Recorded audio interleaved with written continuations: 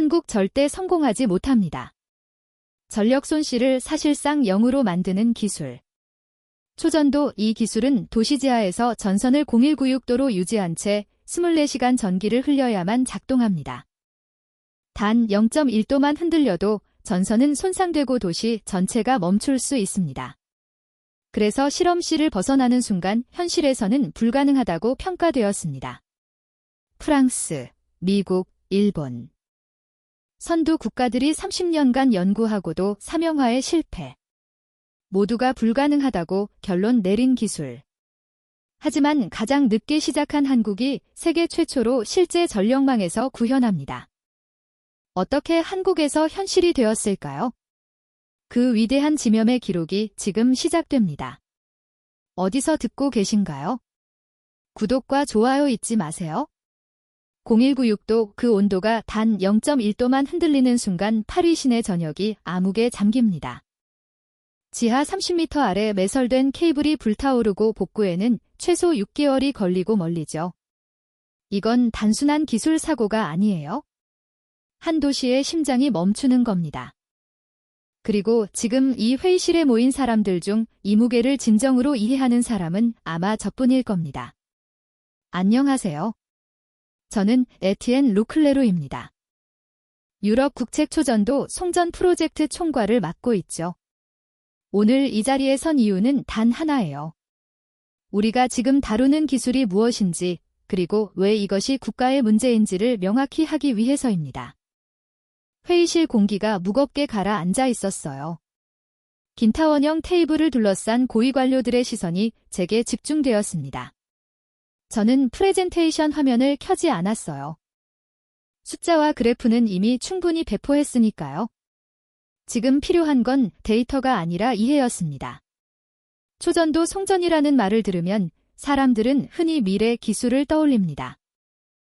SF 영화에나 나올 법한 반짝이는 케이블 깨끗한 에너지 그런 이미지들이죠. 하지만 현실은 전혀 다릅니다. 저는 천천히 입을 열었어요. 이건 케이블을 땅에 묻는 일이 아니에요. 도시 지하에 잠든 용을 깨우지 않으면서 그 힘을 빼내는 그런 종류의 작업이라고 설명했습니다. 영하 96도라는 온도는 인간의 감각으로는 상상조차 할 수 없는 수준이에요.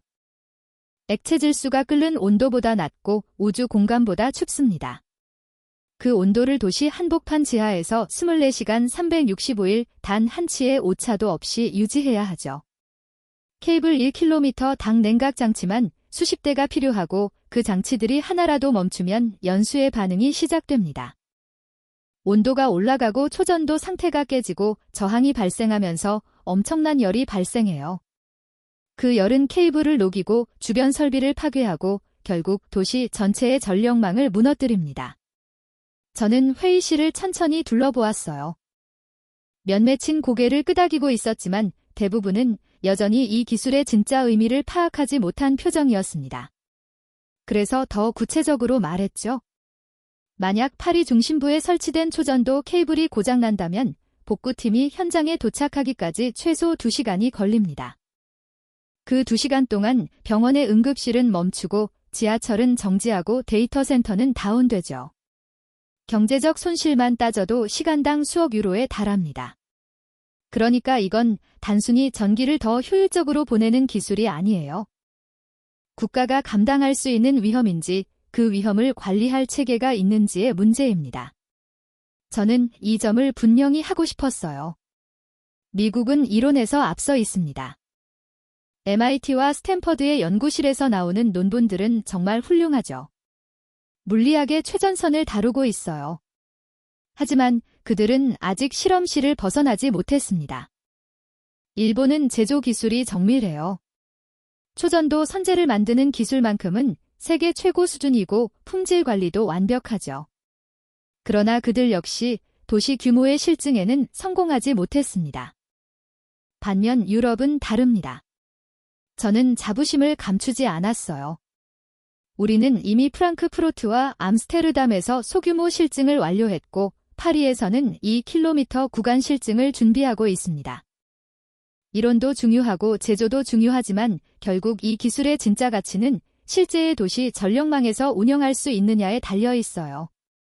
24시간 안정성을 확보하는 것, 예상치 못한 변수에 대응하는 시스템을 구축하는 것, 그게 진짜 기술이라고 저는 믿습니다. 저는 천천히 회의실을 둘러보며 말을 이었어요. 이 기술을 소유한다는 건 단순히 케이블을 설치하는 게 아니라는 걸 이해해야 합니다. 이건 도시의 심장 박동을 제어하는 것이고 수백만 명의 일상을 책임지는 것이며 국가 전력망의 미래를 결정하는 일이에요. 그렇기 때문에 이 기술은 신의 영역이라고 불려왔습니다. 그만큼 어렵고 그만큼 위험하고 그만큼 가치가 있다는 뜻이죠. 회의실 안에 공기가 무거워졌어요. 제 말의 무게가 사람들에게 전달되고 있었습니다. 저는 잠시 멈췄다가 마지막 한마디를 덧붙였어요. 이건 기술이 아닙니다. 국가가 감당할 수 있느냐의 문제입니다. 초전도 송전은 선택의 문제가 아니라 자격의 문제예요. 그 자격을 갖춘 나라만이 이 영역에 발을 들릴 수 있습니다. 몇몇 관료들이 고개를 끄덕였어요.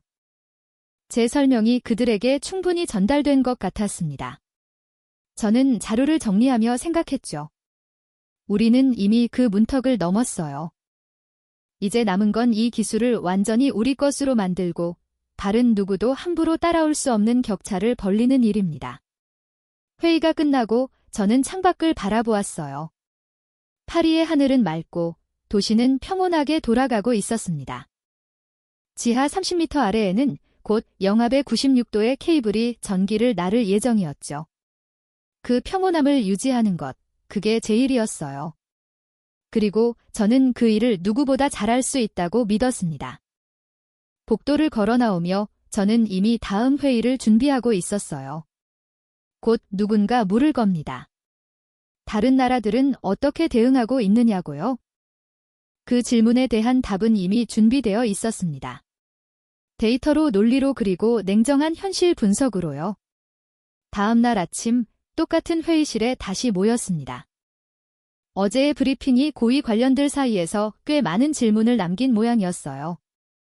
저는 자료를 펼쳐놓으며 이미 예상하고 있었습니다. 누군가는 반드시 물을 거라고요. 다른 나라들은 어떻게 대응하고 있느냐고요. 창밖으로 파리의 아침 햇살이 들어왔어요. 회의실 긴 테이블 위로 빛이 비스듬히 내려 앉았죠. 저는 커피를 한 모금 마시고요. 잠시며 기다렸습니다. 질문은 생각보다 빨리 나왔어요. 재무부 고위관료가 먼저 입을 열었습니다. 그 클레르 박사님 어제 말씀하신 내용은 충분히 이해했습니다만 한 가지 궁금한 게 있습니다. 다른 나라들도 이 기술에 도전하지 않겠습니까? 우리만 이 분야를 독점할 수는 없지 않겠습니까? 저는 고개를 끄덕였어요. 당연한 질문이었죠.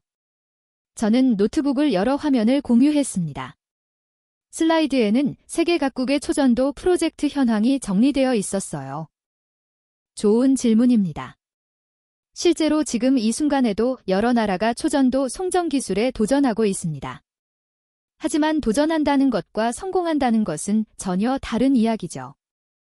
저는 첫 번째 데이터를 띄웠어요. 초전도 프로젝트의 생존율입니다.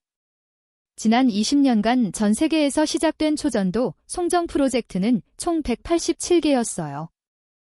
그중 실증 단계까지 도달한 건 12개. 사용화 근처에 간 건 단 3개뿐입니다. 생존율로 따지면 3% 미만이에요. 100개의 프로젝트가 시작되면 97개는 중간에 무너진다는 뜻입니다. 회의실이 조용해졌어요. 저는 말을 이었습니다. 더 중요한 건 이겁니다. 잡을 역세계 12건 밖의 국가가 이 분야에서 성공한 사례는 역사상 단 한 건도 없어요. 왜냐하면 이 기술은 돈이 문제가 아니라 돈을 얼마나 오래 태울 수 있느냐의 문제거든요. 초기 투자만 수조 원이 들고 실증까지 최소 5년에서 10년이 걸립니다. 그 기간 동안 수익은 전혀 없어요. 순수하게 돈만 나가죠. 슬라이드를 넘겼습니다. 다음 화면에는 주요 경쟁국 목록이 떠올랐어요. 중국, 인도, 브라질, 그리고 한국. 저는 하나씩 짚어가며 설명했습니다. 먼저 중국입니다. 저는 중국 프로젝트 현황을 보여주며 말했어요. 중국은 지금 우리가 가장 경계해야 할 상대입니다. 베이징 정부는 이미 수천억 위안을 투입했고 상하이와 선전에 대규모 실증 시설을 건설하고 있죠. 중국의 장점은 명확합니다. 실패해도 국가가 보전해준다는 거예요. 민간 기업이 망해도 정부가 다시 자본을 투입하고 프로젝트가 중단되어도 국가 차원에서 재개할 수 있습니다. 이건 어마어마한 이점이에요. 관료 한 명이 물었습니다. 그렇다면 중국이 우리를 따라잡을 가능성이 높다는 말씀입니까? 저는 잠시 생각했어요. 솔직하게 말하자면 가능성은 있습니다. 하지만 중국에게도 약점은 있어요. 중국은 물량으로 밀어붙이는 데는 강하지만 정밀한 운영 노하우를 쌓는 데는 시간이 필요합니다. 우리가 이미 실증 경험에서 앞서 있다는 건 결코 가벼운 격차가 아니에요. 다음 슬라이드로 넘어갔습니다. 인도였어요. 인도는 좀 다릅니다. 인도는 실험장이 넓어요. 국토가 넓고 전력 수요가 폭발적으로 증가하고 있어서 실증할 공간이 무궁무진하죠. 데일리 정부는 초전도 송전을 미래 인프라의 핵심으로 보고 있고 실제로 문바이와 뉴델리를 연결하는 프로젝트를 추진 중입니다. 하지만 인도의 문제는 일관성이에요. 정권이 바뀌면 프로젝트가 중단되거나 방향이 완전히 바뀌는 경우가 많습니다. 장기적인 투자를 유지하는 게 쉽지 않죠. 브라질도 비슷합니다. 브라질은 재생에너지 비율이 높아서 초전도 송전에 관심이 많습니다. 하지만 경제 상황이 불안정해요. 환율 변동이 심하고 정부 재정이 빠듯해서 대규모 인프라 투자를 지속하기 어렵습니다. 시작은 화려하게 할 수 있어도 끝까지 가기는 힘들 거예요. 그리고 마지막 슬라이드였습니다. 한국전은 이 부분을 특히 천천히 설명했어요. 한국은 이 네 나라 중에서 가장 흥미로운 케이스입니다. 흥미로 있다는 건 위협적이라는 뜻이 아니에요. 오히려 그 반대죠. 저는 데이터를 하나씩 짚어가며 말했습니다. 한국의 GDP는 세계 11권이지만 초전도 프로젝트에 투입한 수 있는 여유 자본은 매우 제한적이에요. 한국 경제는 수출 의존도가 70%가 넘습니다. 반도체, 자동차, 조선, 이런 주력 산업에서 조금만 흔들려도 국가 전체가 타격을 받아요. 그런 구조에서 수조 원을 10년 동안 아무 수익 없이 태운다는 건 거의 불가능에 가깝습니다. 더 중요한 건 기업 구조예요. 저는 한국 기업들의 제목 구조 자료를 보여주며 설명했습니다. 한국의 대기업들은 부채 비율이 높아요. 한번 큰 프로젝트에서 실패하면 회복하기 어렵습니다. 유럽이나 미국처럼 실패를 용인하는 문화도 없고 중국처럼 국가가 무한정 지원해 주지도 않아요. 그러니 한국 기업 입장에서는 초전도 송전 같은 고위험 프로젝트에 올인할 수가 없는 거죠. 저는 잠시 멈췄다가 결론을 내렸습니다. 한국은 계산상 끝까지 못 갑니다. 처음에는 관심을 보일 수 있어요. 정부 주도로 연구비를 지원하고 몇 개 기업이 컨소시엄을 만들어서 시작할 수도 있죠. 하지만 3년 5년 지나면서 비용이 눈덩이 차지처럼 불어나고 성과는 나오지 않으면 어떻게 될까요? 주주들이 가만히 있을까요? 정부 예산을 심의하는 국회가 계속 돈을 대줄까요? 회의실에서 누군가 고개를 끄덕였어요. 저는 확신에 찬 목소리로 말했습니다. 한국은 합리적인 나라입니다. 합리적이라는 건 손익 계산을 정확히 한다는 뜻이에요. 그리고 초전도 송정은 적어도 앞으로 10년간은 손익 계산이 맞지 않는 사업입니다.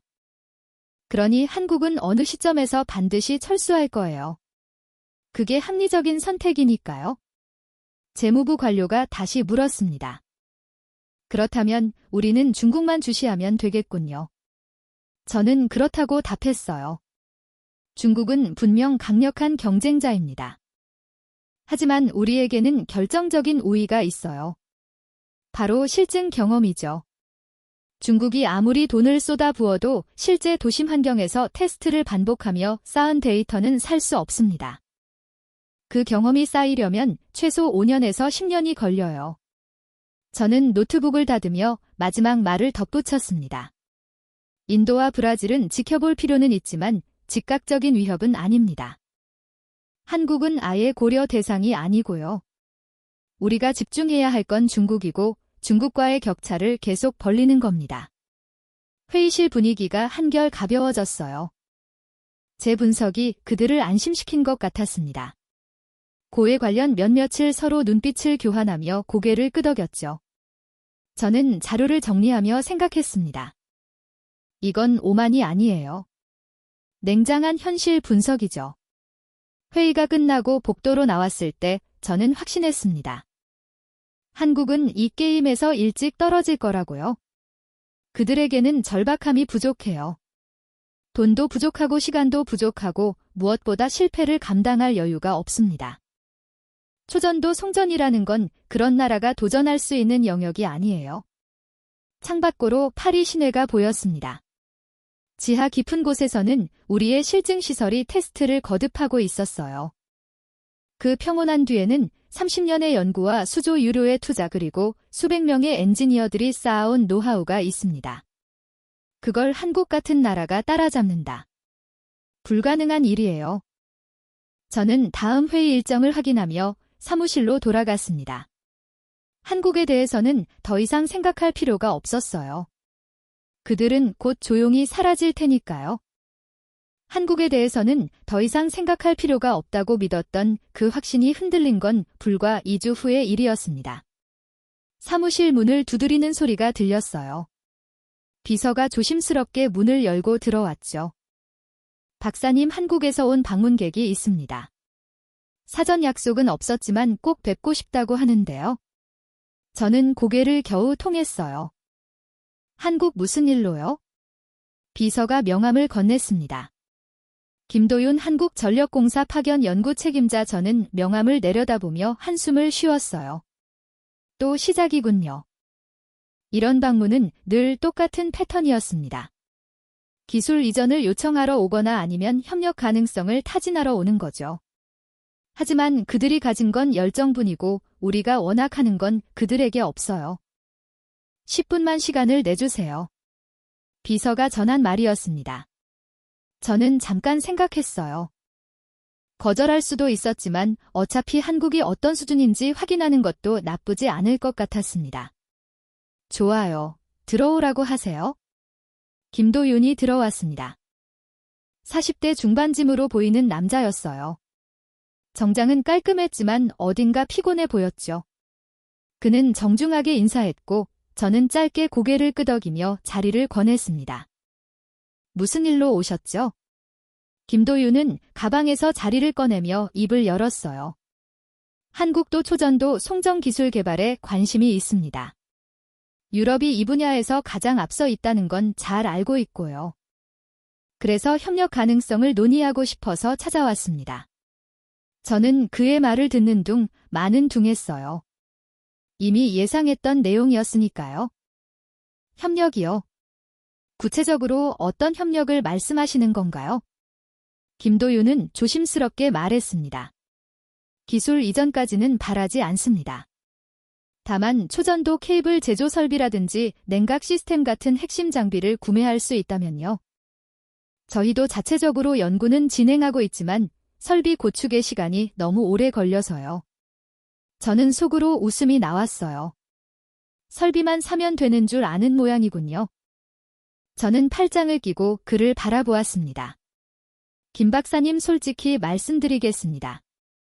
설비를 팔아드린다고 해도 한국이 그걸 제대로 활용할 수 있을까요? 김도윤의 표정이 굳었어요. 저는 말을 이었습니다. 초전도 속전 설비는 단순한 기계가 아니에요. 영하 196도를 유지하는 냉각 시스템 하나만 해도 수백 개의 센서와 제어 장치가 연동되어 있습니다. 온도가 0.1만 틀어져도 전체 시스템이 무너지죠. 그걸 조립하고 교정하고 운영하려면 최소 5년 이상의 경험이 필요해요. 김도윤은 침착하게 대답했습니다. 그래서 배우고 싶습니다. 시간이 걸리더라도 저희는 준비되어 있습니다. 저는 고개를 저었어요. 시간이 문제가 아닙니다. 돈이 문제죠. 한국이 이 분야에 얼마나 투자할 수 있습니까? 초기 설비 구축에만 최소 2조 원이 들어갑니다. 실증 단계까지 가려면 5조 원은 각오해야 하고요. 그리고 그 돈을 쏟아 부어도 성공 확률은 10%도 안 돼요. 김도윤은 아무 말도 하지 않았습니다. 저는 더 직설적으로 말했어요. 한국전력이 연간 예산이 얼마죠? 그중에서 연국의 발비는 몇 %나 됩니까? 그 예산으로 10년 동안 수익 없이 프로젝트를 유지할 수 있습니까? 김도윤의 입술이 굳게 다물어졌어요. 저는 그가 대답하지 못할 거라는 걸 알고 있었습니다. 사실을 말하자면 한국은 이 게임에 끼기에는 자본이 부족해요. 저는 냉정하게 말했습니다. 중국은 실패해도 국가가 받쳐줍니다. 일본은 제조 기반이 탄탄하죠. 유럽은 운영 경험이 있고요. 그런데 한국은 뭐가 있습니까? 김도윤은 잠시 침묵했다가 천천히 입을 열었어요. 저희에게는 절박함이 있습니다. 에너지 자립이 절실한 나라죠. 그래서 포기할 수 없습니다. 저는 코어 숨을 쳤어요. 절박함이요. 절박함만으로 기술이 개발된다면 세상에 실패하는 프로젝트는 없을 겁니다. 이건 의지의 문제가 아니에요. 시스템의 문제죠. 한국은 한번 크게 실패하면 회복할 여력이 없습니다. 기업들은 주주들 눈치를 봐야 하고 정부는 국회 예산심의를 통과해야 하죠. 그런 구조에서 10년짜리 적자 프로젝트를 누가 책임지니까? 김도윤은 여전히 침착했어요. 그래서 저희는 다르게 접근하려고 합니다. 대규모 투자 대신 단계적으로 작은 규모부터 시작했어요. 저는 한숨을 쉬었습니다. 그게 더 비효율적이에요.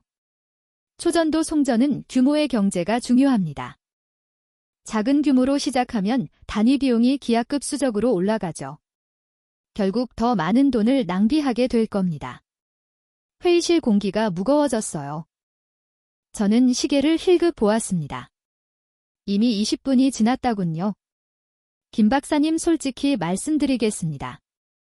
저는 자리에서 일어서며 말했어요. 설비를 팔아봐야 한국은 그걸 제대로 쓸 수 없을 겁니다. 조립 방법도 모를 테고 교정 기수도 없고 운영 노하우는 더더욱 없죠. 그건 마치 갓난아이에게 수수료 메스를 파는 것과 같습니다. 김도윤의 얼굴이 굳었어요. 저는 결정타를 날렸습니다. 돌아가서 구리 전선이나 더 만드세요. 초전도는 한국 같은 나라가 건드릴 영역이 아닙니다. 이건 협력이 이게 문제가 아니에요. 자격의 문제죠. 김도윤은 천천히 고개를 들었습니다. 그의 눈빛에서 뭔가 다른 감정이 스쳐 지나가는 걸 봤어요. 분노 아니면 굴욱 잘 모르겠더군요. 하지만 그는 아무 말도 하지 않았습니다. 단지 조용히 자료를 가방에 넣고 자리에서 일어났죠. 알겠습니다. 김도윤이 짧게 말했어요. 시간 내주셔서 감사합니다. 그는 정중하게 인사했고 저는 대충 고개만 끄겠습니다. 문이 닫혔어요. 저는 창밖을 바라보며 생각했습니다. 또 한 명의 몽상가가 현실을 깨달았군요. 한국 사람들은 늘 이래요. 열정은 넘치는데 현실 감각이 없죠. 기술을 의지로 극복할 수 있다고 믿는 것 같아요. 비서가 다시 들어왔습니다. 박사님 다음 미팅이 30분 후입니다. 저는 고개를 끄덕였어요. 김도윤에 대한 생각은 이미 머릿속에서 지워졌습니다. 중요하지 않은 사람이었으니까요. 사무실 책상 위에는 여전히 유럽 프로젝트 보고서들이 쌓여 있었어요. 파리 3구간 확장 베를린 실증 준비 암스테르담 추가 투자 검토. 우리는 앞으로 나아가고 있었고 세계는 우리를 주목하고 있었습니다. 한국 그들은 곧 포기할 거예요. 아니 어쩌면 이미 포기했을지도 모르죠. 오늘 김도윤의 표정이 그걸 말해주고 있었으니까요. 그는 돌아가서 상부에 보고할 겁니다. 유럽과의 협력은 불가능하다고요. 그리고 한국 프로젝트는 조용히 예산에서 삭제될 거예요. 저는 커피를 한 모금 마셨습니다. 씁쓸했지만 사실이었어요. 초전도 송전은 강자의 게임이에요. 약자가 끼어들 여지는 없습니다. 그게 냉정한 현실이죠. 창밖으로 파리 시내가 보였어요. 지하에서는 여전히 우리의 케이블이 조용히 일하고 있었고 도시는 평온했습니다. 이 평온함을 지키는 건 의지가 아니라 기술이에요. 30년간 쌓은 데이터와 경험 그리고 실패를 견딜 수 있는 자불력이죠. 저는 다음 회의 자료를 펼쳤습니다. 한국은 이제 신경 쓸 필요가 없었어요. 그들은 스스로 한계를 깨달았을 테니까요. 저는 그렇게 믿었습니다. 완전히 의심 없이요. 그때는 몰랐습니다. 김도윤이 사무실을 나서며 어떤 표정을 짓고 있었는지는요. 그의 침묵이 포기가 아니라 다짐이었다는 거요. 그리고 그 다짐이 앞으로 몇 년 동안 어떤 결과를 만들어낼지 저는 상상조차 하지 못했습니다. 지금 이 순간 저는 여전히 확신에 차 있었습니다. 한국은 곧 사라질 거라고요. 김도윤이 떠난 지 6개월이 지났습니다.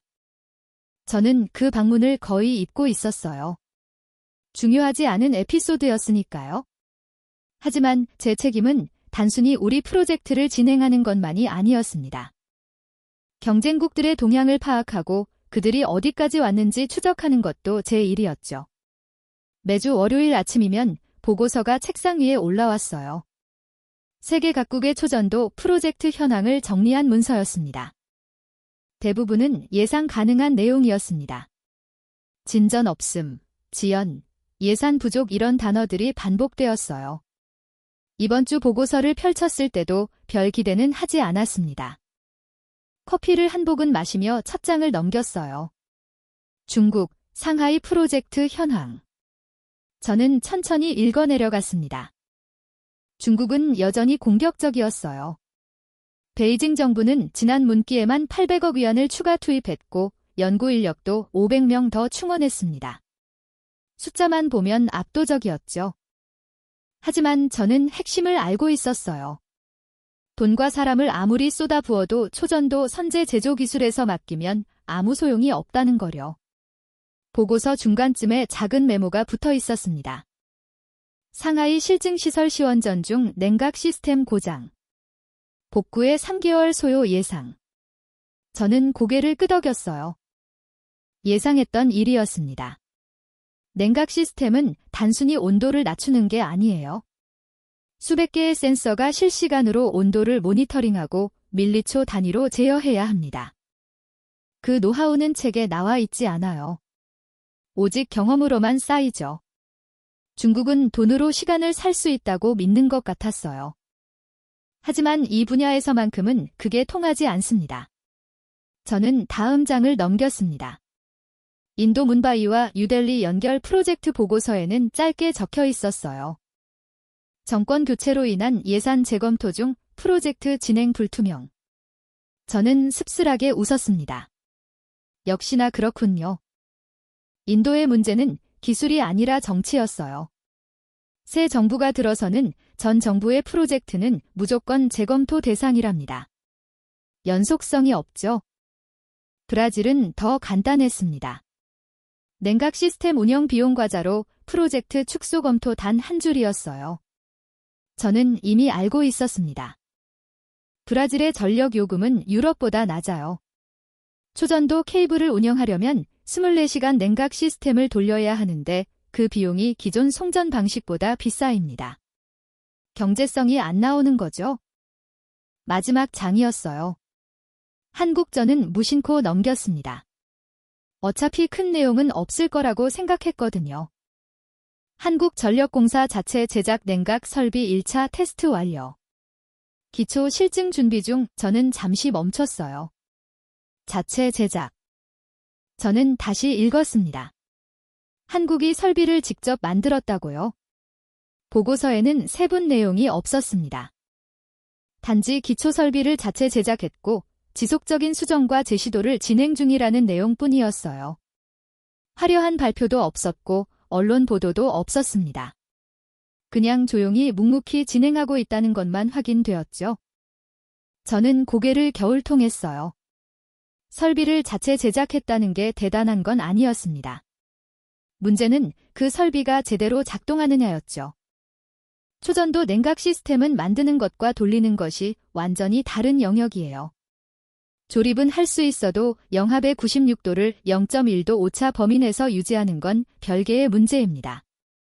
저는 보고서를 덮었어요. 한국이 설비를 만들었다고 해서 달라질 건 없었습니다. 그들은 여전히 운영 경험이 없었고 실증 데이터도 없었죠. 아마 몇 번 시도하다가 막힐 겁니다. 그리고 비용이 계속 늘어나면서 결국 포기하겠죠.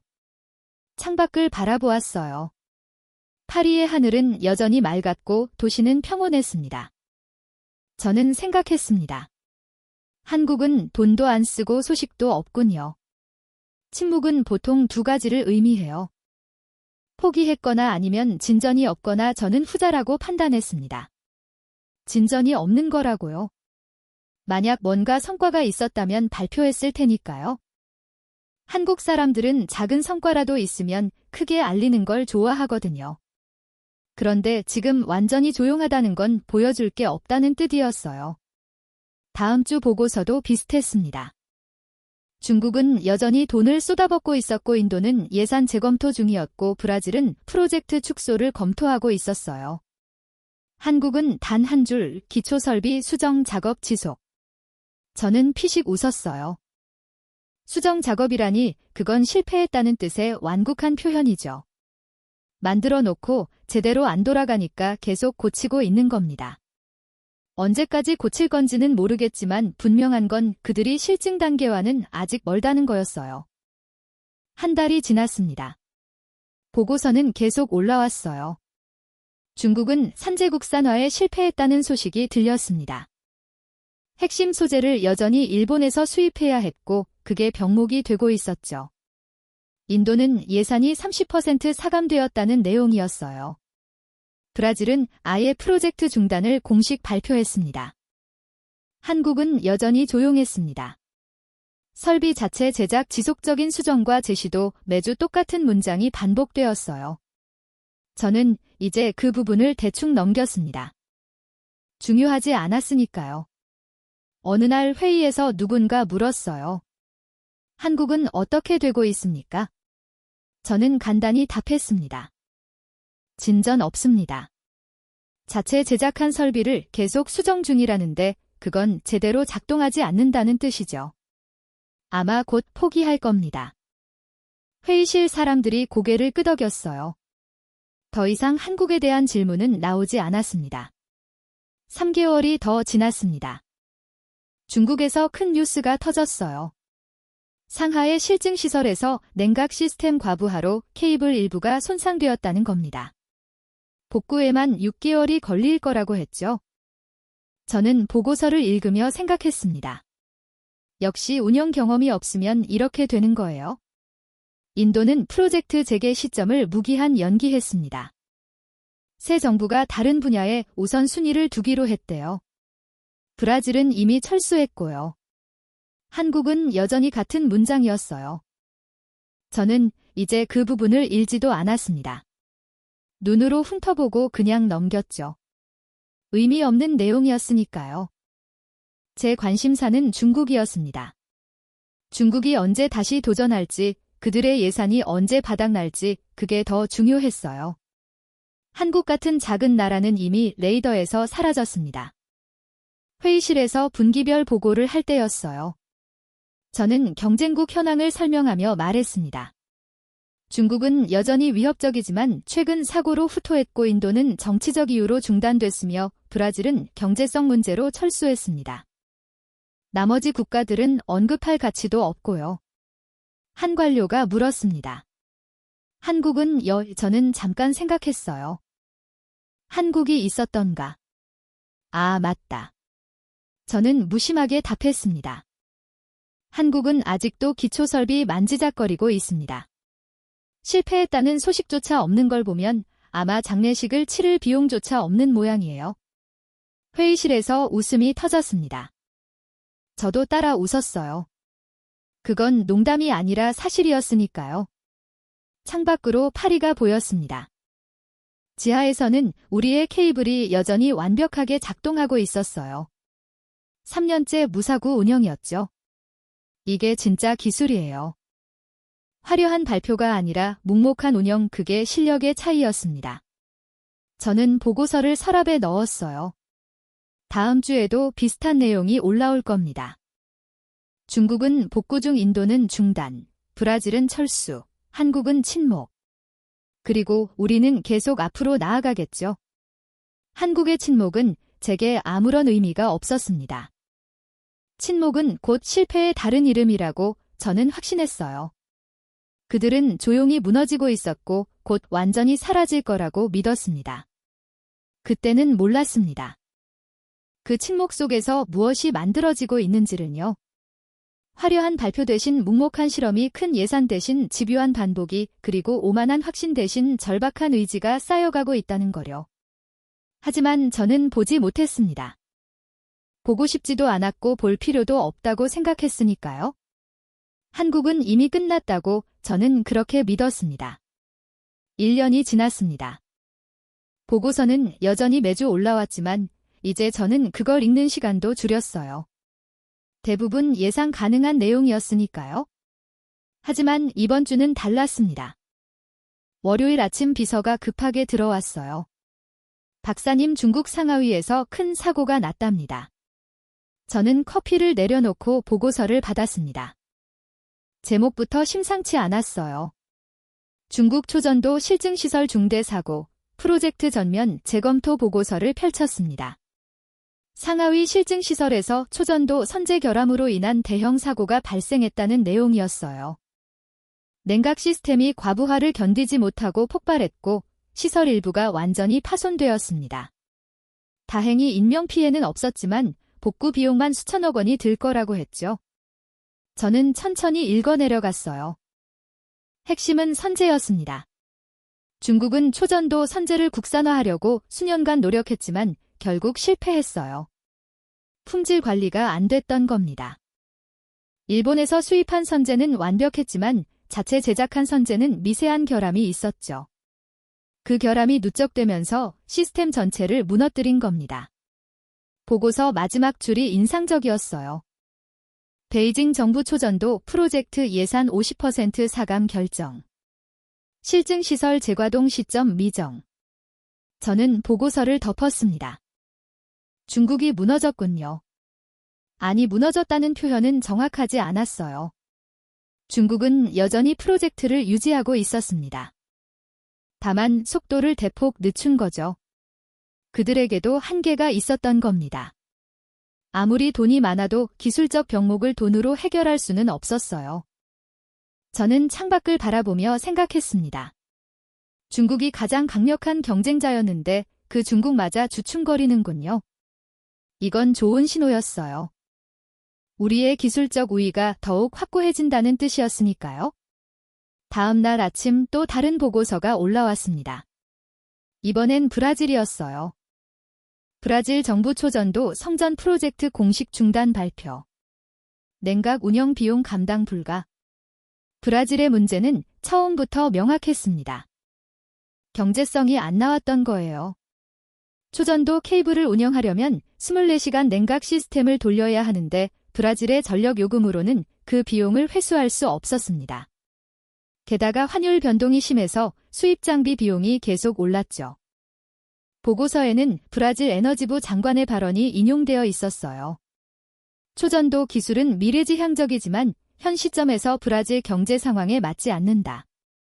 투자를 재생에너지 분야로 전환한다. 정중한 표현이었지만 결국 포기한다는 뜻이었죠. 저는 고개를 끄덕였어요. 예상했던 일이었습니다. 브라질은 시작할 때부터 무리였어요. 열정은 있었지만 지속 가능성이 없었죠. 일주일 뒤 인도 소식도 들어왔습니다. 인도 정부 초전도 프로젝트 무기한 연기 예산 전액 스마트 그리드 사업으로 재배정. 인도는 아예 방향을 틀었더군요. 초전도 대신 기존 전력망 업그레이드 쪽으로 갔어요. 더 현실적인 선택이긴 했지만 그들도 결국 포기한 겁니다. 저는 보고서들을 나란히 펼쳐놓고 바라봤어요. 중국, 브라질, 인도 1년 전만 해도 초전도 분야의 도전자들이었죠. 그런데 지금은요. 중국은 예산이 반토막 났고 브라질과 인도는 완전히 철수했습니다. 회의실에 고위 관련들을 모았어요. 저는 간단히 현황을 보고했습니다. 지난 분기 동안 주요 경쟁국들이 연쇄적으로 호태했습니다. 중국은 대형 사고 이후 프로젝트 규모를 절반으로 줄였고 브라질과 인도는 공식적으로 철수했죠. 한 관료가 물었어요. 그렇다면 이제 경쟁자가 없다는 말씀입니까? 저는 잠시 생각했습니다. 완전히 없다고는 할 수 없어요. 중국은 여전히 프로젝트를 유지하고 있고 일본도 제조기술 개발은 계속하고 있으니까요. 하지만 실질적으로 도시 규모 실증을 진행할 수 있는 건 우리뿐입니다. 회의실 분위기가 밝아졌어요. 누군가 축하한다는 말을 했고 몇몇은 박수를 쳤습니다. 저는 손을 들어 조용히 시켰어요. 아직 자축하기엔 이릅니다. 우리가 해야 할 일은 이격차를 더 벌리는 거예요. 경쟁자들이 쓰러졌다고 해서 우리가 멈출 이유는 없습니다. 회의가 끝나고 사무실로 돌아왔을 때 책상 위에 이번 주 보고서가 놓여 있었어요. 저는 습관적으로 마지막 장을 펼쳤습니다. 한국 어차피 별 내용 없을 거라고 생각했죠. 기초설비 자체 제작, 지속적인 수정과 제시도 여전히 똑같은 문장이었어요. 저는 피식 웃었습니다. 다른 나라들은 화려하게 시작했다가 요란하게 무너졌는데 한국은 조용히 사라지고 있군요. 저는 보고서를 덮으며 중얼거렸어요. 한국도 곧 공식 발표를 하겠죠. 프로젝트 중단이든 무기한 연기든 아니면 그냥 조용히 예산을 삭감하고 흐지부지 끝날 수도 있겠네요. 창밖으로 파리가 보였어요. 도시는 평온했고 지하에서는 우리의 실증시설이 테스트를 거듭하고 있었습니다. 3년째 실증 단계를 진행 중이었죠. 이게 실력의 차이예요. 화려한 시작이 아니라 묵묵한 완주. 그게 진짜 기술입니다. 저는 다음 분기 계획서를 펼쳤어요. 파리오 구간 확장, 배를 낀 본격 실증, 런던 협력 논의 우리는 계속 앞으로 나아가고 있었습니다. 경쟁자들이 하나 둘 쓰러지는 동안 우리는 흔들림 없이 전진했죠. 저는 확신했습니다. 초전도 송전 분야에서 유럽의 독주 체제가 확립되었다고요. 중국은 수년간 회복하지 못할 것이고 브라질과 인도는 다시는 도전하지 않을 겁니다. 일본은 제조에만 집중할 테고 미국은 여전히 이론에 머물 거예요. 그리고 한국은요. 저는 생각조차 하지 않았습니다.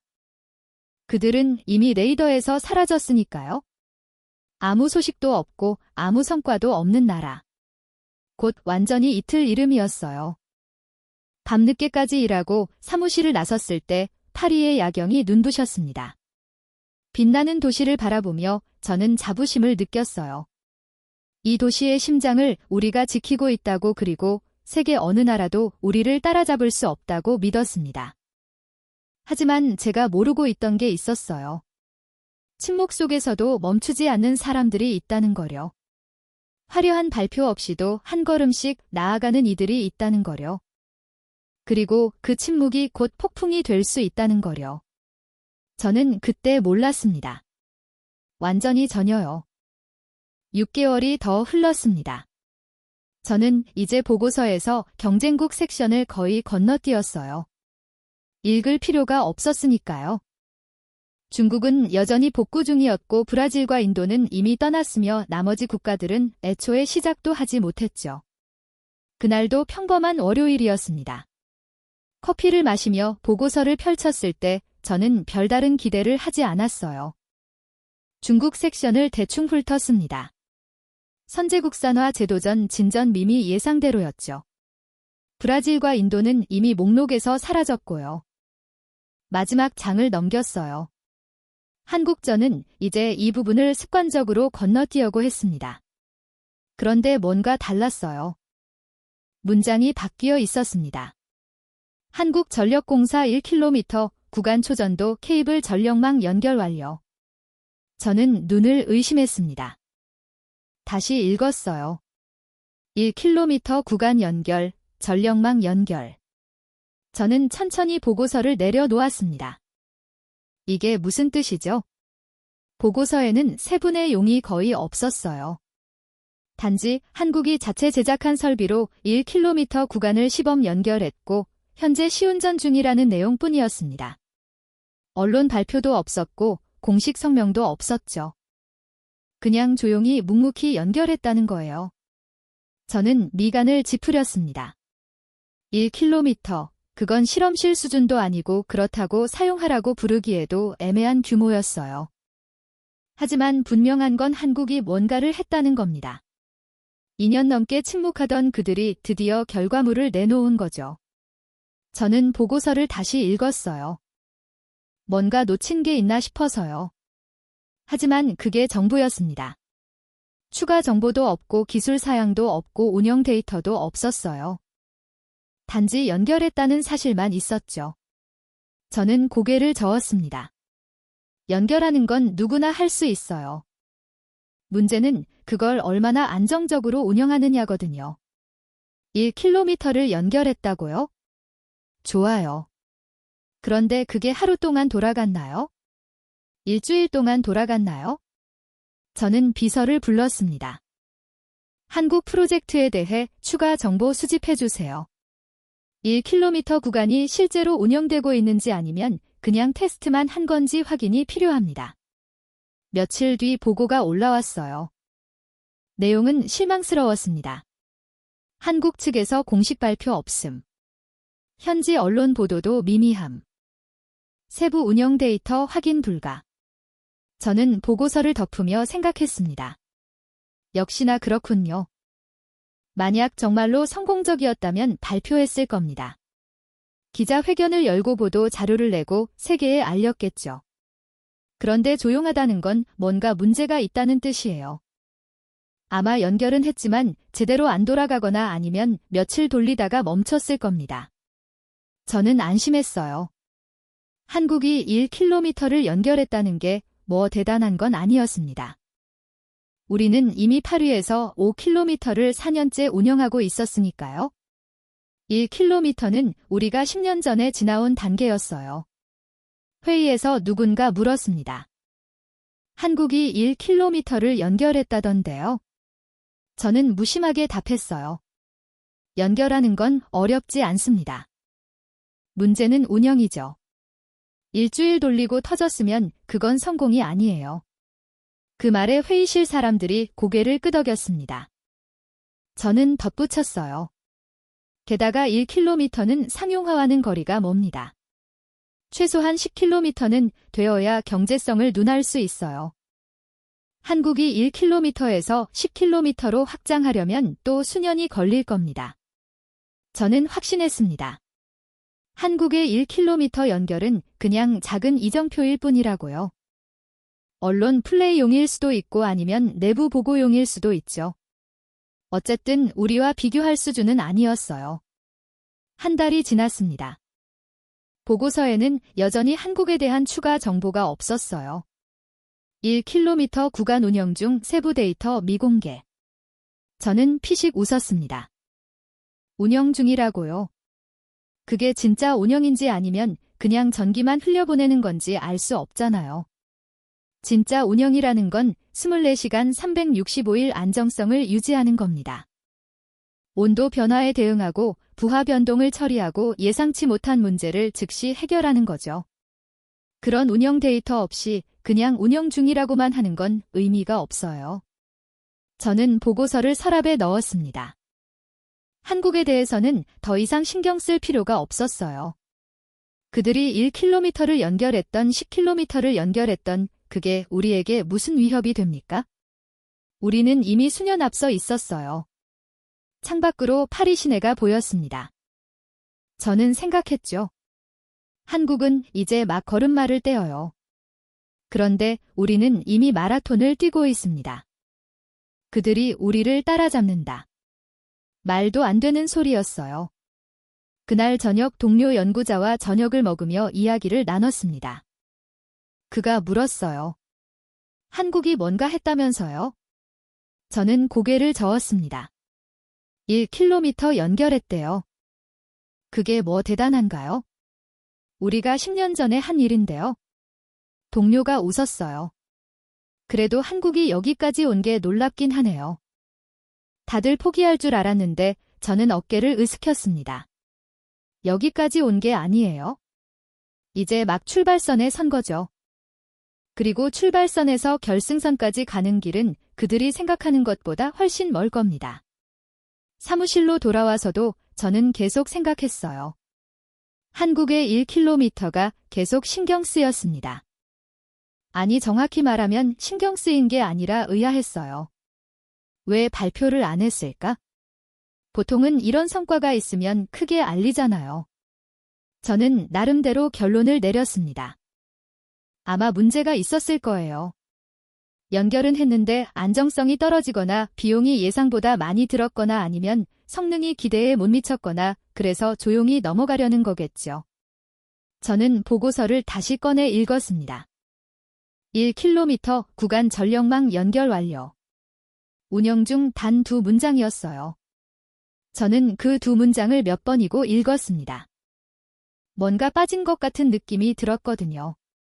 하지만 결국 저는 보고서를 덮었습니다. 뭐가 빠져든 그건 중요하지 않았어요.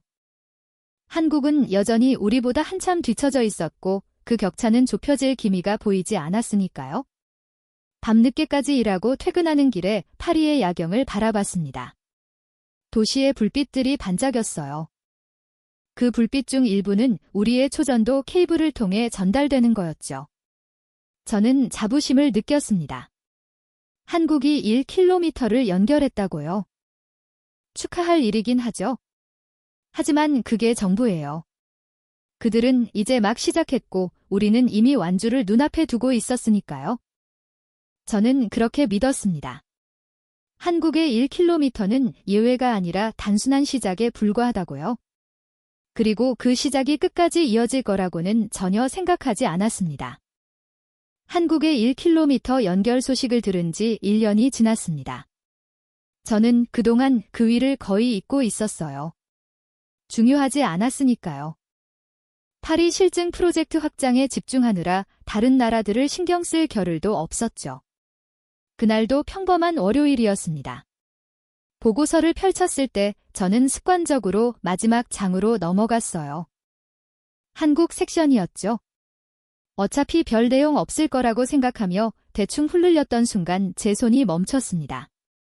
한국 초전도 케이블 실제 도시 전력망 1년 무사고 운영 기록 다 했어. 저는 다시 읽었어요. 실제 도시 전력망 1년 무사고 저는 보고서를 자세히 들여다봤습니다. 세부 이용은 여전히 부족했지만 핵심은 명확했어요. 한국이 실증시설이 아니라 실제로 주민들에게 전기를 공급하는 사령 전력망에서 1년 동안 안정적으로 운영했다는 겁니다. 저는 미간을 찌푸렸어요. 잠깐, 이건 다른 차원의 이야기예요. 실증시설에서 테스트하는 것과 실제 전력망에 연결해서 운영하는 건 완전히 다릅니다. 실증은 통제된 환경이에요. 변수를 줄일 수 있고 문제가 생기면 즉시 중단할 수 있죠. 하지만 상용 전력망은 달라요. 24시간 전기가 끊기면 안 되고 예측 불가능한 수요 변동에 실시간으로 대응해야 합니다. 저는 보고서를 다시 읽었습니다. 경기도 용인 실신갈 흥덕 구간 실제 주택 및 상업지구 전력 공급. 이건 진짜였어요. 테스트가 아니라 실전이었습니다. 하지만 저는 곧 고개를 저었습니다. 1년은 여전히 충분하지 않아요. 진짜 안정성은 최소 3년은 지나봐야 알 수 있거든요. 초전도 시스템에서 문제는 예고 없이 찾아옵니다. 1년 동안 괜찮았다고 해서 2년째, 3년째도 괜찮다는 보장은 없어요. 저는 보고서를 덮고 다음 업무로 넘어갔습니다. 한국의 1년 기록은 인상적이긴 했지만 우리도 곧 파리에서 상용화를 시작할 예정이었으니까요. 아직 격차는 있었습니다. 그로부터 1년이 또 지났습니다. 어느 날 비서가 급하게 들어왔어요. 박사님, 한국 관련 보고서 보셨습니까? 저는 고개를 저었습니다. 아직 안 봤는데요. 무슨 일이죠? 비서가 보고서를 건넸어요. 저는 펼쳐봤습니다. 한국 초전도 케이블, 상용 전력망 2년 무사고 운영 달성. 사고 일제로 유지. 저는 얼굴이 굳었습니다. 2년 실제 전력망에서 2년 동안 단 한 번의 사고도 없었다고요. 저는 보고서를 자세히 읽었어요. 온도 변동, 부하 변화, 예상치 못한 전력 수요 급증, 폭염과 한파 이 모든 상황에서도 시스템이 안정적으로 작동했다는 내용이었습니다. 저는 의자에 기댔어요. 이건 좀 다른 이야기였습니다. 1년은 운이 좋았을 수도 있어요. 하지만 2년은 운이 아니에요. 기술이죠. 제대로 된 운영 노하우가 있다는 증거였습니다. 그리고 더 충격적인 건 우리는 아직 상용화를 시작하지도 못했다는 거예요. 8위 실증 시설은 여전히 테스트 단기였습니다. 기술적으로는 준비됐지만 규제 승인이 늦어지고 있었고 예산 문제도 있었죠. 우리가 상용화를 논의하는 동안 한국은 이미 2년째 실전을 운영하고 있었어요. 회의에서 누군가 물었습니다. 한국이 2년 무사고 운영을 달성했다던데 이거 괜찮은 건가요? 저는 침착하게 답하려 했지만 목소리가 떨렸어요. 2년은 상당한 성과입니다. 하지만 우리도 곧 상용화를 시작할 예정이니까요. 회의실 사람들이 고개를 끄덕였어요. 하지만 저는 내심 불안했습니다. 한국이 예상보다 훨씬 빠르게 움직이고 있었거든요. 아니, 빠른 게 아니라 이미 우리를 앞질렀어요. 우리는 여전히 실증 단계인데 한국은 상용화 2년 차였으니까요. 저는 비서에게 지시했습니다. 한국 프로젝트에 대한 정보 수집을 강화하세요. 운영 데이터, 기술 사양, 예산 규모, 모든 걸 파악해야 합니다. 비서가 나가고 저는 창밖을 바라봤어요. 파리의 하늘은 여전히 맑았지만 제 마음속에는 작은 불안감이 자리 잡기 시작했습니다. 며칠 뒤 보고가 올라왔어요. 하지만 실망스러웠습니다. 한국 측 세부 기술 정보 및 운영 데이터 비공개 현지 언론 보도도 최소화. 공식 발표 없음. 저는 보고서를 내려놓으면 생각했어요. 왜 이렇게 조용한 거죠? 보통 이런 성과가 있으면 대대적으로 발표합니다. 세계 최초 상용화라는 타이틀은 엄청난 거예요. 기자회견도 열고 정보 관계자도 참석하고 세계에 자랑하죠. 그런데 한국은 완전히 침묵하고 있었어요. 마치 일부러 눈에 띄지 않으려는 것 같았습니다. 저는 불안했습니다. 이 침묵이 뭘 의미하는 걸까요? 문제가 있어서 조용히 넘어가려는 건가요? 아니면 더 큰 걸 준비하고 있는 건가요? 그리고 2년이 더 지났습니다.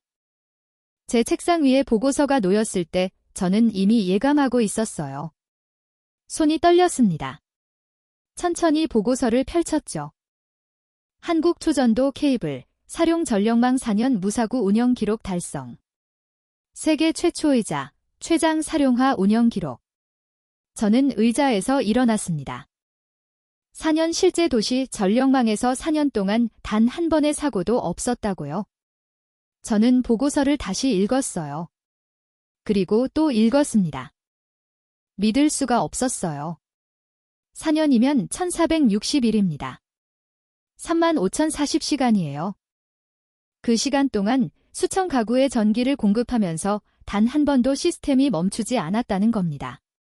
온도 변동도, 전력 수요 급증도, 예상치 못한 변수도 모두 변견했다는 거죠. 저는 창밖을 바라봤어요. 파리 실증 시설은 지금 4년째 테스트를 진행 중이었습니다. 우리는 여전히 상용화 승인을 기다리고 있었어요. 기술적으로는 준비됐지만 현실은 달랐습니다. 한국은 이미 실전에서 4년을 검증받았고 우리는 아직 실험실 수준을 벗어나지 못했어요. 가장 충격적인 건 따로 있었습니다. 보고서 마지막 줄에 작은 글씨로 적혀 있었어요. 운영 효율성 유럽 실증 시설 대비 18% 에너지 손실효율 유럽 실증 시설 대비 89% 세계 최고 수준 확인. 저는 보고서를 내려놓았습니다. 손이 떨렸어요. 실증 단계인 우리보다 실전 운영에서 이렇게 높은 효율을 기록했다고요. 그것도 4년 동안 꾸준히요. 이건 말이 안 됐어요. 우리는 30년을 연구했습니다. 유럽 최고의 엔지니어들이 모여서 만든 시스템이에요. 넥상스, 지멘스 최고의 기업들이 참여했죠. 그런데 한국은 겨우 몇 년 만에 세계 최초 상용화를 달성했을 뿐만 아니라 우리 실증 시설보다 효율적인 시스템을 실전에서 운영하고 있다는 겁니까? 저는 사무실을 서성했습니다. 머릿속이 복잡했어요. 세계 최초 상용화, 4년 무사고 운영, 세계 최장기로 최고 효율. 이 모든 게 현실이라는 게 믿기지 않았습니다. 회의가 소집되었어요. 저는 떨리는 목소리로 보고했습니다. 한국이 3년 무사고 상용 운영을 달성했습니다. 세계 최초이자 유일한 상용화 사례입니다. 그리고 운영 효율성에서 우리 실증 시설을 압도하고 있습니다. 회의실이 조용해졌어요. 누군가 물었습니다. 그게 어떻게 가능합니까? 우리는 30년을 연구했는데 우리는 아직 상용화도 못했는데 저는 대답하지 못했습니다. 저도 모르겠었으니까요. 한 관료가 다시 물었어요. 그렇다면 우리는 지금 무엇을 하고 있습니까? 저는 스노씀을 지었습니다. 우리는 여전히 실증 시설을 테스트하고 있습니다. 상용화 승인을 기다리고 있고요. 한국은 이미 실전에서 4년을 운영했지만 우리는 아직 시작도 못했습니다. 그날 밤 저는 사무실에 혼자 남았어요. 창밖으로 파리의 야경이 보였습니다. 도시는 여전히 빛나고 있었고 지하에서는 우리의 실증 시설이 테스트를 계속하고 있었죠. 하지만 저는 처음으로 두려움을 느꼈습니다. 우리는 30년을 연구했습니다. 수조 유로를 투자했고 최고의 인재들을 모았어요. 그런데 한국은 어떻게 세계 최초로 상용화에 성공했을까요? 우리가 실증 단계에서 허우적거리는 동안 그들은 어떻게 실전 운영 4년차에 도달했을까요? 저는 보고서를 다시 펼쳤습니다. 세계 최초 상용화 4년 무사고 운영 그 문장이 눈에 들어왔어요. 저는 중얼거렸습니다. 우리는 30년을 연구했는데 상용화 근처에도 못 갔어. 저들은 어떻게 용을 잠재우고 있지? 그날 이후 저는 잠을 제대로 이루지 못했습니다. 매일 밤 같은 생각이 머릿속을 맴돌았어요. 한국은 어떻게 한 걸까? 그리고 더 무서운 생각이 뒤따랐습니다. 우리는 이미 졌다. 우리는 이미 졌다. 그 생각이 머릿속을 떠나지 않았습니다. 며칠 동안 잠을 제대로 이루지 못했어요. 한국의 4년 산역화 기록이 계속 눈앞에 어른거렸죠. 일주일 뒤 저는 결심했습니다. 더 이상 자존심을 지킬 때가 아니에요. 우리에게 필요한 건 한국의 경험이었습니다. 그들이 어떻게 세계 최초로 상용화에 성공했는지, 어떻게 4년 동안 무사고 운영했는지 그 노하우가 필요했어요. 저는 이메일 프로그램을 열었습니다. 받는 사람 난해 주소를 입력했어요. 한국전력공사 김두윤 그 이름을 보는 순간 3년 전 제 사무실에서 있었던 일이 떠올랐습니다. 돌아가서 구리전선이나 더 만드세요. 제가 그에게 했던 말이었죠. 손가락이 키보드 위에서 멈췄어요. 제목을 뭐라고 써야 할까요? 저는 한참을 망설이다가 천천히 타이핑했습니다. 기술 협력 요청 제목을 보는 순간 씁쓸한 웃음이 나왔어요. 이 제목 어디서 본 것 같지 않나요? 3년 전 김두윤이 제게 보냈던 메일 제목이 바로 이거였습니다. 당시 저는 그 메일을 5분도 안 돼서 삭제했었죠. 본문을 쓰기 시작했습니다. 손이 떨렸어요. 김두윤 박사님께 에티엔 루클레루입니다. 귀사의 초전도 케이블 상용화 성과에 깊은 인상을 받았습니다. 유럽 프로젝트 팀은 현재 상용화 단계를 준비 중이며 귀사의 운영 경험과 기술적 노하우에 대해 논의할 기회를 갖고 싶습니다. 저는 문장을 지우고 다시 썼어요. 너무 형식적이었습니다. 다시 지우고 또 썼죠. 하지만 뭘 써도 거짓말처럼 느껴졌어요. 진짜 하고 싶은 말은 따로 있었으니까요. 도와주세요. 우리는 길을 잃었습니다. 하지만 그런 말을 쓸 수는 없었어요. 저는 유럽 국책 프로젝트 총괄이었고 30년 연구의 책임자였으니까요. 저는 결국 가장 무난한 문장으로 메일을 마무리했습니다. 협력 가능성에 대해 논의할 수 있기를 희망합니다. 전송 버튼 앞에서 망설였습니다. 이 버튼을 누르는 순간 모든 게 바뀌는 거예요. 질문하던 자와 답하던 자의 위치가 완전히 뒤바뀌는 겁니다. 3년 전 제 사무실에서 김두유는 애원하듯 물었었죠. 설비만이라도 구매할 수 있을까요? 그리고 저는 차갑게 거절했습니다. 한국은 자격이 없어요. 이제 제가 묻는 차례였어요. 제가 애원하는 차례였습니다. 저는 눈을 감고 전송 버튼을 눌렀습니다. 헐시는 3일 뒤에 왔습니다. 3일 동안 저는 매일 암을 수십 번 확인했어요. 밤에도 잠이 오지 않았죠. 혹시 답장이 안 오면 어떡하나, 혹시 거절당하면 어떡하나, 그런 생각들이 머릿속을 가득 채웠습니다. 목요일 아침 메일이 도착했어요. 발신자는 김두윤이었습니다. 저는 숨을 깊게 들이쉬고 메일을 열었습니다. 루클레르 박사님께 메일 잘 받았습니다. 협력 논의에 관심 가져주셔서 감사합니다. 다만 현재 저희는 국내 프로젝트 확대에 집중하고 있어 해외 협력은 제한적인 상황입니다. 향후 여건이 허락된다면 다시 논의할 수 있기를 바랍니다. 저는 화면을 멍하니 바라봤어요. 거절이었습니다. 정중했지만 명확한 거절이었어요. 향후 여건이 허락된다면이라는 말은 지금은 안 된다는 뜻이었고, 다시 논의할 수 있기를는 기대하지 마세요라는 의미였죠. 저는 의자에 깊숙이 몸을 기댔습니다. 3년 전 이 사무실에서 저는 김두윤에게 말했었죠. 설비를 팔아봐야 당신들은 조리법도 모를 겁니다. 이건 협력이 아니라 무모함입니다. 그리고 지금 그가 저에게 똑같이 말하고 있었어요. 말은 정중했지만 의미는 똑같았습니다. 당신들에게 줄 게 없어요. 저는 창밖을 바라봤습니다. 파리의 하늘은 여전히 맑았어요. 하지만 제 마음속은 어두웠죠. 우리는 30년을 연구했습니다. 수조 유로를 투자했고 유럽 최고의 엔지니어들을 모았어요. 그런데 지금 우리는 상용화 문턱조차 넘지 못하고 있었고, 한국은 이미 4년째 실전을 운영하고 있었습니다. 회의가 소집되었어요.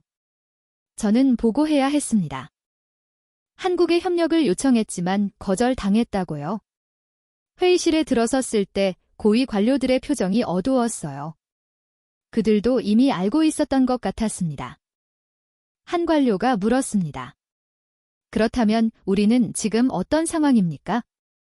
저는 솔직하게 답했어요. 최악입니다. 한국은 세계 최초이자 유일하게 상용화에 성공했고 상용간 완벽한 운영 기록을 세웠습니다. 반면 우리는 여전히 실증 단계에 머물러 있고 상용화 승인조차 받지 못했어요. 다른 관료가 물었습니다. 기술적으로는 어떻습니까? 우리가 뒤처진 겁니까? 저는 고개를 저었어요. 기술 자체는 우리도 충분합니다. 문제는 운영이에요. 한국은 실전에서 4년을 검증받았지만 우리는 실험실 데이터만 있습니다. 회의실이 조용해졌어요. 누군가 조심스럽게 물었습니다. 그렇다면 우리는 왜 상용화를 못한 겁니까? 저는 잠시 망설이다가 입을 열었습니다. 우리는 완벽을 추구했습니다. 모든 변수를 통제하고 모든 리스크를 제거하려고 했죠. 하지만 한국은 달랐어요. 그들은 불안전에도 시작했고 실전에서 배웠습니다. 저는 말을 이었어요. 우리는 기술이 부족해서 실패한 게 아닙니다. 우리는 너무 신중했고 너무 두려워했어요. 반면 한국은 절박했습니다. 그 절박함이 그들을 움직이게 했고 실패를 두려워하지 않게 만들었죠. 한 관료가 반문했습니다. 하지만 절박함만으로 기술이 완성되는 건 아니지 않습니까? 저는 고개를 끄덕였어요. 맞습니다. 하지만 절박함은 포기하지 않게 만들어요. 한국은 설비를 구매할 돈이 없어서 직접 만들었습니다. 기술 이전을 받지 못해서 스스로 개발했어요. 실패를 반복하면서도 멈추지 않았죠. 그 지교함이 결국 세계 최초 사용하라는 결과를 만들어냈습니다. 회의실이 다시 조용해졌어요. 저는 마지막 말을 덧붙였습니다. 3년 전 김두윤이 제 사무실에 왔을 때 저는 그를 무시했습니다. 한국은 자격이 없다고 이 게임에 끼지 말라고 했죠. 그리고 지금 그들은 세계 1위가 되었고 우리는 협력을 요청하는 입장이 되었습니다. 저는 잠시 멈췄다가 말했어요. 이게 제가 내린 결론입니다. 우리는 기술이 부족해서 진 게 아닙니다. 저들만큼 절박하지 않았을 뿐입니다. 회의가 끝나고 저는 사무실로 돌아왔어요. 책상 위에는 여전히 김두윤의 메일이 떠 있었습니다. 향후 여건이 허락된다면 다시 논의할 수 있기를 바랍니다. 정중한 거절이었죠? 저는 3년 전을 떠올렸습니다. 같은 사무실, 같은 책상, 김두윤이 앉아있던 자리를 바라봤어요. 그때 저는 확신에 차 있었습니다. 한국은 곧 포기할 거라고, 그들은 자격이 없다고 믿었죠. 하지만 틀렸어요. 완전히 철저하게 틀렸습니다. 창밖으로 파리가 보였어요. 지하에서는 우리의 실증시설이 여전히 테스트를 계속하고 있었죠. 하지만 이제 저는 알았습니다. 테스트는 끝이 없어요. 완벽을 추구하는 순간 우리는 영원히 실험실에 갇히게 됩니다. 저는 새 메일을 열었습니다. 이번에는 내부 보고서였어요. 제목은 간단했습니다. 상용화 전략 재검토 제안, 본문을 쓰기 시작했습니다. 우리는 한국에 대해서 배워야 합니다. 완벽한 준비보다 용기 있는 시작이 필요합니다. 실험실이 아니라 실전에서 검증받아야 합니다. 저는 잠시 멈췄다가 마지막 문장을 추가했어요. 30년의 연구는 충분했습니다. 이제는 실행할 때입니다. 전송 버튼을 눌렀습니다. 이번에는 망설이지 않았어요. 그날 밤, 저는 오랜만에 깊은 잠에 빠졌습니다. 꿈속에서 금도인을 만났어요. 그는 여전히 조용했지만 눈빛은 달랐습니다. 더 이상 애원하지 않았죠? 질문하지도 않았습니다. 그는 단지 묵묵히 걸어가고 있었어요. 그리고 저는 그 뒤를 따라가고 있었습니다. 우리는 이미 졌습니다. 하지만 게임은 끝나지 않았어요. 한국이 증명했죠. 늦었다고 생각할 때가 진짜 시작이라는 거요. 저는 이제 알았습니다. 기술의 문지기는 기술로 결정되는 게 아니라는 거요. 포기하지 않는 자가 마지막에 문을 여는 겁니다. 그리고 한국은 그 문을 세계 최초로 열었습니다.